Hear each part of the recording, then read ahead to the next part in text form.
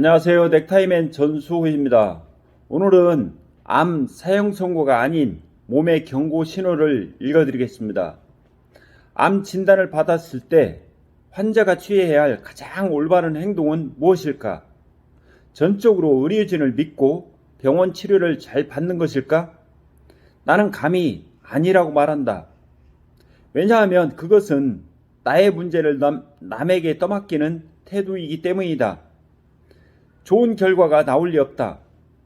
전문가에게 맡기는 것이 최선이 아니냐고 반문할 수 있겠지만 좀 더 완벽한 세상에선 그것이 가능할지 몰라도 현재로서는 아니다. 암 치료에 접근하는 방법은 미국과 독일이 다르다. 일본과 한국이 다르다. 국가마다 다르고 의사마다 다른데 어느 나라 어떤 의사에게 전적으로 맡긴단 말인가?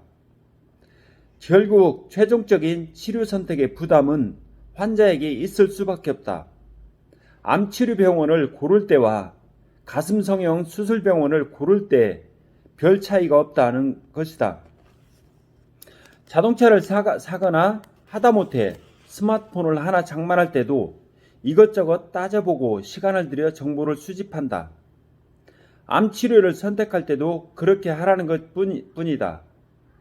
암치료를 결정하는데 스마트폰을 살 때보다 덜 심사숙고한다면 뭔가 잘못된 그림이다.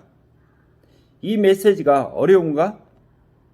신이 정해준 절대적인 방법이나 온전한 과학이 제시하는 절대적인 방법이 존재하지 않는다면 환자는 신중해져야 한다.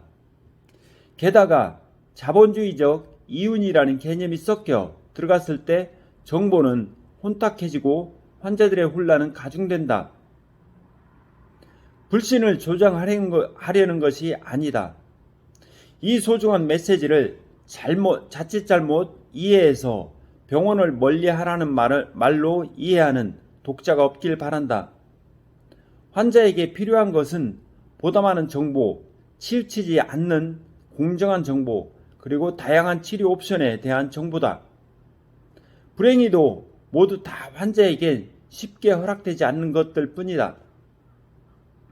일반의 인식과 달리 대부분의 경우 암이 처음 발견되었을 때는 응급 상황이 아닌 경우가 많다. 따라서 전적으로 의료진, 전문가에게 모두 내맡길 단계가 아니다. 촉각을 다투는 응급실 내 상황에선 의사의 순간적인 판단력과 경험에 의존해야 하지만 암은 그런 상황이 아니다. 오히려 만성질환이고 대사질환이다.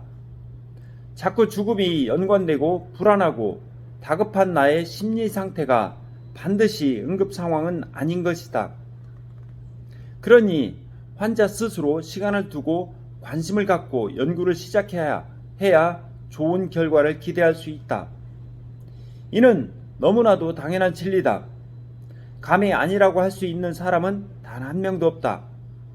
환자가 충분한 정보를 접했다는 가정 아래 본인의 치료에 대해 지적인 결정을 내리는 것은 지극히 당연한 일이다.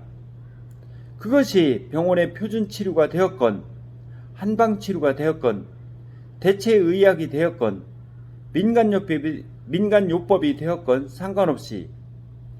왜냐하면 누구한테나 똑같이 효과가 나는 암치료법은 없기 때문이다. 개인의 체질이 제각각이고 개인이 처한 환경이 다르며 같은 암이라 해도 암마다 성질이 다르기 때문이다. 모든 3기 간암이 똑같이 진행되지 않는다. 10개의 암이 있으면 10개의 암 모두 제각각이다. 하지만 병원 치료는 획일화되어 있고 이를 표준 치료라고 부른다. 현대의학이 규정한 암 표준 치료는 단 3가지: 수술, 항암, 방사선이다. 그 외의 치료법들은 보통 병원에선 다루지 않고 암 전문의들 또한 이를 훈련받지 않는다. 환자들이 이 3가지 방법 외에 암 치료를 시도할 경우 담당 의사는 이를 저지한다. 검증되지 않았다는 것이 의사의 설명이다. 그렇다면 환자에게 허락된 암 표준 치료는 어떤 검증을 받았을까? 또 그 효과는 어느 정도일까? 미국 질병통제센터에 따르면 2016년 미국에서 새로운 암 진단 케이스가 168만 5천 건이 넘어갈 것으로 예측하고 있다. 같은 기간에 60만 명이 암으로 사망한다. 좀 더 피부에 와닿는 숫자로 환산하면 하루에 4,620명이 암에 걸리고 1,644명이 암으로 사망한다는 것이다. 9.11 테러 당시 무역센터 빌딩에서 2,996명이 희생당했다. 그로 인해 미국은 중동에서 전쟁을 벌였는데 암으로 하루에 1,640명씩 죽어가고 있지만 정작 개선되는 것은 없다.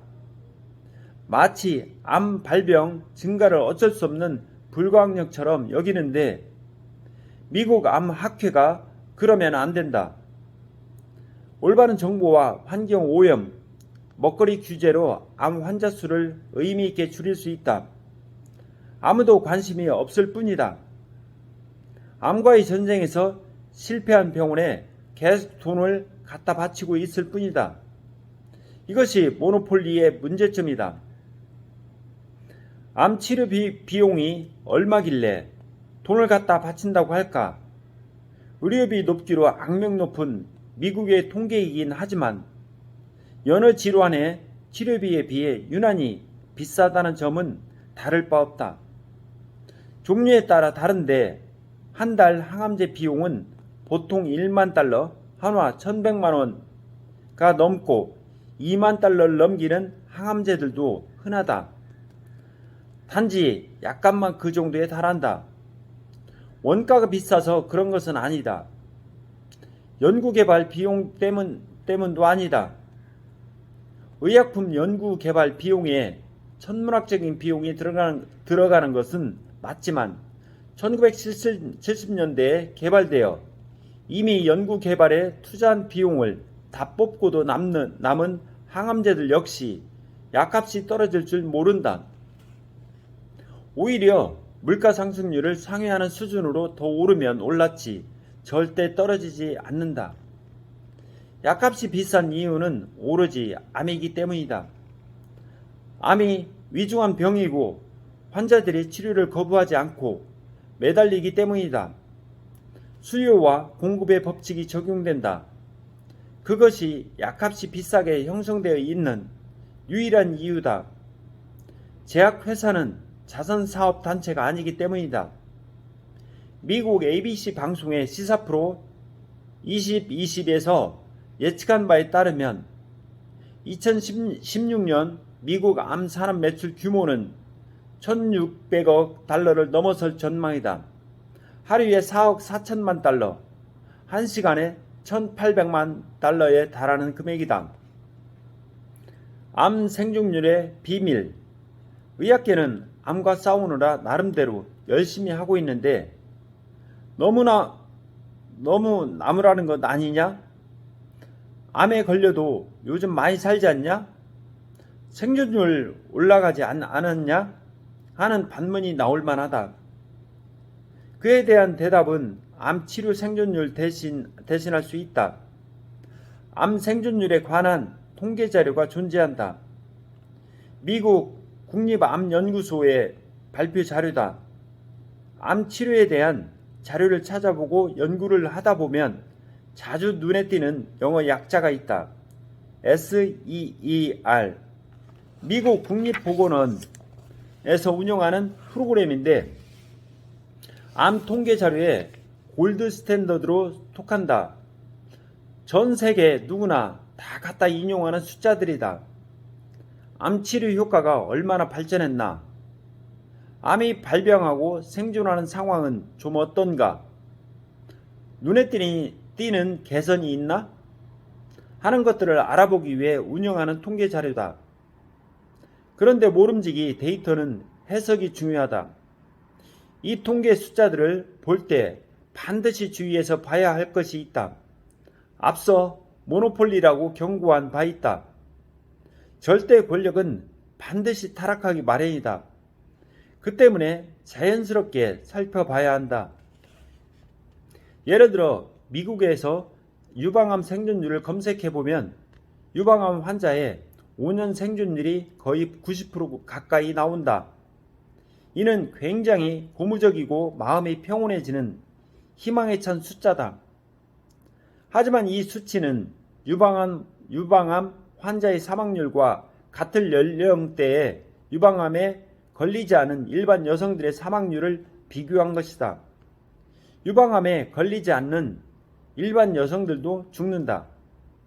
미국이니까 총에 맞아 죽든 차에 치여 죽든 뇌졸중이나 심장마비로 죽든 신부전증이나 천식이든 그냥 자연사이든 뭐가 되었든 다양한 이유로 사람들이 죽기 마련이다.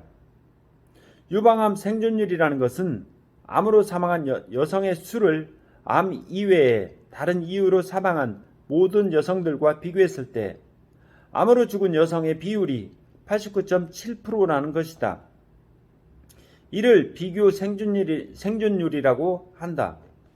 절대 숫자가 아니라 비교 숫자인 것이다. 한국도 이와 똑같은 방식으로 암 환자 생존율 통계를 잡는다. 그러다 보니 전립선암과 갑상선암의 각 생존율이 101%와 100.5%가 나오는 웃지 못할 상황이 벌어지곤 한다. 보건복지부와 국립암센터 중앙암등록본부가 발표한 2011년 국가암등록 통계를 보면 암세포가 처음 발생한 장기를 벗어나지 않는 상태인 암 초기에 발견돼 치료를 받으면 전립선암의 5년 생존율이 101%, 갑상선암은 100.5%로 암이 없는 보통 사람들보다 더 높은 것으로 나타났다. 일반인들에게 갑상선암 생존율은 100.5%인데 이를 설명하시오 라고 질문하면 답을 못한다. 아니, 의사들도 상당수가 의아해야 한다. 보건당국의 설명은 이렇다. 암 환자의 5년 생존율은 암이 없는 보통 인구의 생존율과 비교하는 상대 비율로 100%가 넘게 나오는 것은 암 진단 및 치료 뒤 건강관리에 힘쓰다 보니 보통 인구의 생존율보다 더 높게 나온 것이다. 할 말이 없다. 그냥 그러지 좀 말자는 것이다. 생존율 89%가 하면 대부분의 사람들은 어떻게 생각할까?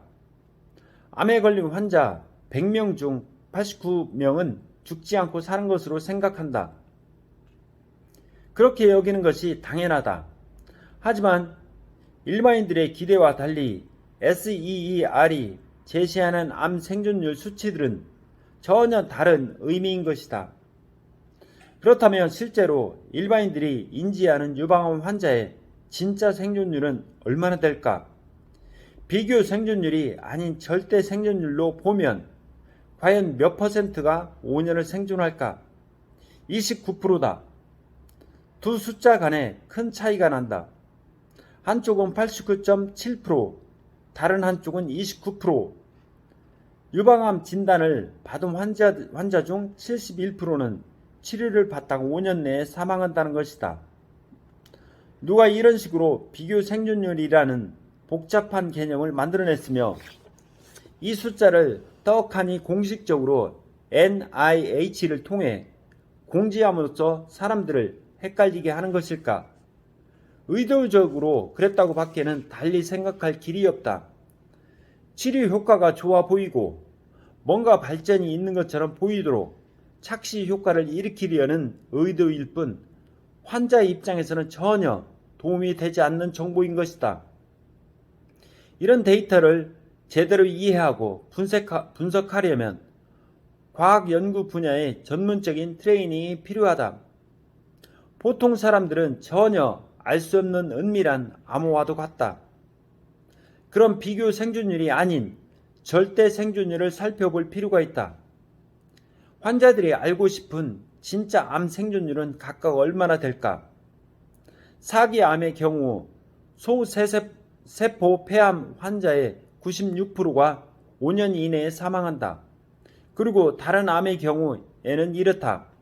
난소암 67%, 췌장암 98%, 전립선암 69%, 직장암 91%, 위암 98%, 대장암 93%, 식도암 100%, 비소세포성 폐암 96%, 신장암 92%.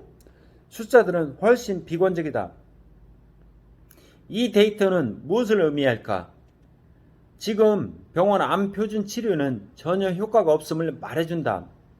그동안 아무것도 개선된 것이 없음을 의미한다. 암 치료 효과가 없는 것까지는 좋다. 아직은 과학기술의 한계가 거기까지라고.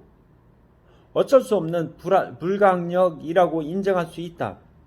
하지만 항암 치료를 받으면서 몸은 만신창이가 되고 돈은 돈대로 다 써서 재정적 파산을 맞고 있는데도 개선되는 것이 하나도 없다는 것이 문제다. 의료계 내부에서 적어도 암 산업 관련자들 중에는 아무런 현실을 통감하거나 실패를 인정하지 않고 아무런 책임도 지지 않는다는 것이 문제다. 과학 발전과 더불어 암이란 질병에 대해 더 자세히 알고 보니 현재의 파괴적인 접근법으로 암을 고칠 수 없다는 것을 알게 되고 항암 치료는 철저히 실패한 치료법이라는 것을 누구나 다 알게 되었음에도 불구하고 어느 누구도 나서서 개선하려 들지 않는다.